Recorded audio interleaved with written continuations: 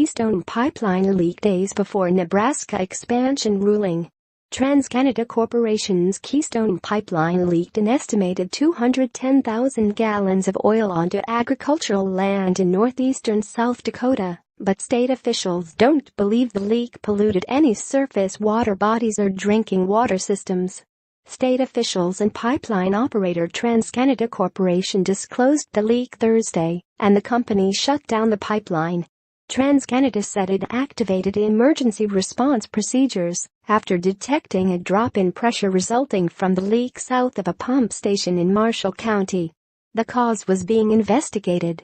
Discovery of the leak comes just days before Nebraska regulators are scheduled to announce their decision Monday whether to approve the proposed Keystone XL oil pipeline, an expansion that would boost the amount of oil TransCanada is now shipping through the existing line, which is known simply as Keystone.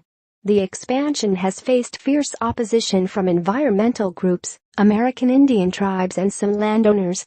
Brian Walsh, an environmental scientist manager at the South Dakota Department of Environment and Natural Resources, said the state has sent a staff member to the site of the leak in a rural area near the border with North Dakota about 250 miles, 402 kilometers, west of Minneapolis.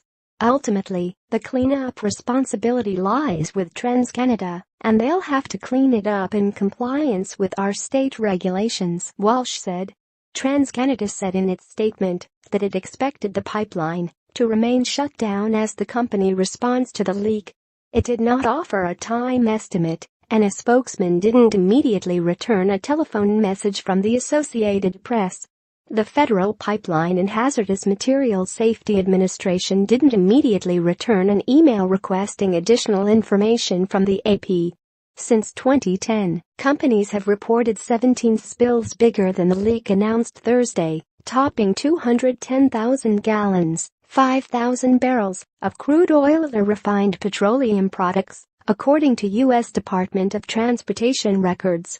The existing Keystone pipeline transports crude from Canada to refineries in Illinois and Oklahoma, passing through the eastern Dakotas, Nebraska, Kansas, and Missouri. It can handle nearly 600,000 barrels daily, or about 23 million gallons.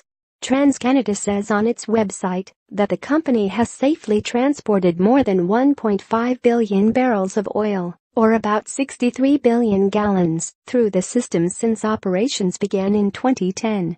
President Donald Trump issued a federal permit for the expansion project in March, even though it had been rejected by the Obama administration. The Keystone XL project would move crude oil from Alberta, Canada, across Montana and South Dakota to Nebraska, where it would connect with existing pipelines feeding refineries along the Gulf Coast. Kent Muckley, a member of conservation and family agriculture group Dakota Rural Action, who opposed the Keystone pipeline, said he drove to land he owns near the site of the spill Thursday. "There's a heck of a south wind up here today, and man, it just stunk of crude oil," said Muckley, whose property is crossed by the pipeline. "A mile away, but I'll tell you it was like it was next door." A leak and spill in southeastern South Dakota in April 2016 prompted a week-long shutdown of the pipeline. TransCanada estimated that just under 17,000 gallons, 405 barrels, of oil spilled onto private land during that leak. Federal regulators said an anomaly on a weld on the pipeline was to blame. No waterways or aquifers were affected.